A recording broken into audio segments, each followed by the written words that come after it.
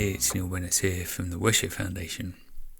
And in the last video, we looked at all the different ways that people talk about worship these days, from theologians and authors and worship leaders and songwriters.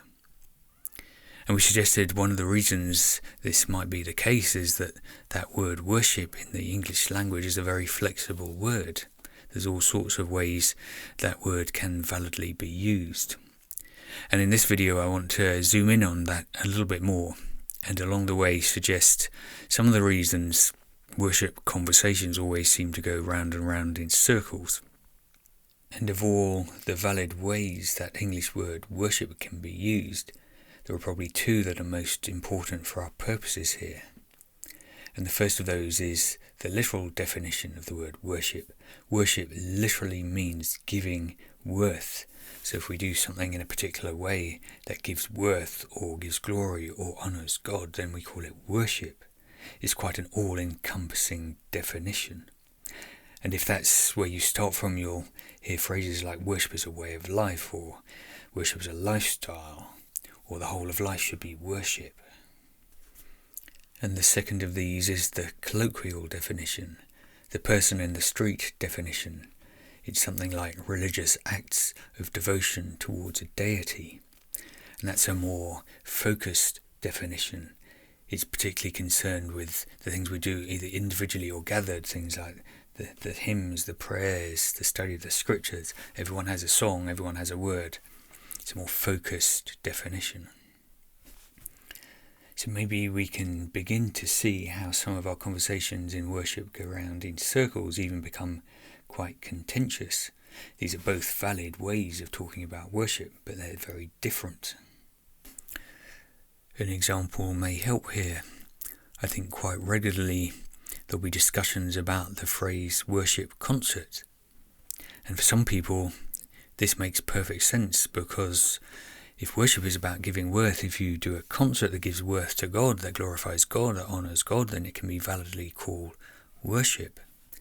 But for those who use the colloquial definition, they'll say, well, the phrase worship concert means absolutely nothing to me at all, because worship is about the hymns, the prayers, the study of the scripture. Everyone has a song, everyone has a word, everyone has a revelation.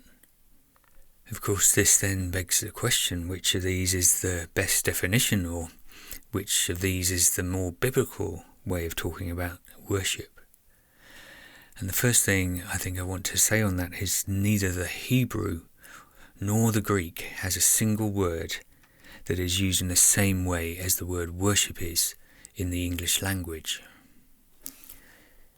Instead, what we find is a range of words that can be drawn into either of those definitions of worship as understood in the English language, but none of which represent that definition in its entirety. Well, that's a bit of a mouthful, so maybe an example would help. The Hebrew word for serve is used in a whole range of circumstances in the Old Testament. It can be used in terms of how the people of God serve the agenda of God, so it's something all-encompassing about our relationship with God that's more akin to the literal definition of the word worship. But it can also be about serving, ministering to God in the temple, in the acts of devotion towards a deity. But it can also be used to describe how slaves serve their abusers, which has nothing to do with worship at all. And if we were to look at some of the other words that are often associated with worship, the words for bow down, fear, love, and obey, we would find them working in a similar way. And all of that has led me to think about worship not as a single word, a particular word, or even a group of words in the Hebrew or Greek, but to think about worship as a theological idea that runs its way right the way through Scripture. Well, what do I mean by a theological idea? And maybe another example would help. The word Trinity isn't a word in either the Hebrew or the Greek, but it's a theological idea that runs its way right the way through Scripture, that unlocks so much of what we see there about the nature of God, the nature of our relationship with God and with each other. It's a theological idea. and I've begun to think about worship in the same way. It's not a word in either the Hebrew or the Greek, but it's a theological idea that runs its way right the way through Scripture, that unlocks so much of what we see and read there. So, understanding all of that, we come back to our question: how do we best define worship? Is it something along the lines of the literal definition, meaning giving worth, or something along the lines of the colloquial definition, religious acts of devotion towards a deity? And my conclusion is that it's not a case of which one is right or wrong, but which one is most helpful in terms of what it unlocks in Scripture for us. For some people, it's most helpful to think about worship, the theological idea called worship, as something along the lines of the literal definition, giving worth, and many people have written and done great work around that sort of way of thinking about worship.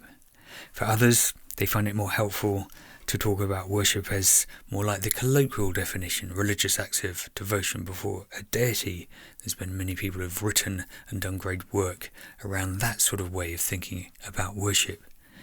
It's not about which is right or which is wrong, it's about which is most helpful for us.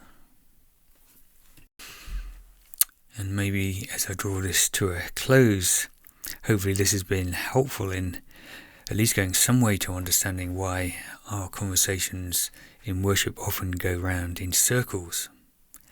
I think the challenge for those who are more invested in their literal definition of worship, giving worth, the challenge is to find a language for that more focused part of our devotional lives. The hymns, the readings, the scripture, everyone has a word, everyone has a revelation, and so on.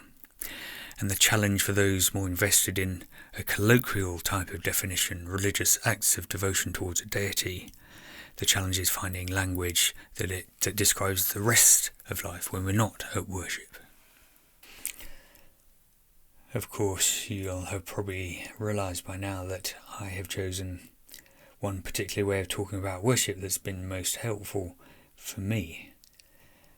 But I'll share that and explain that next time.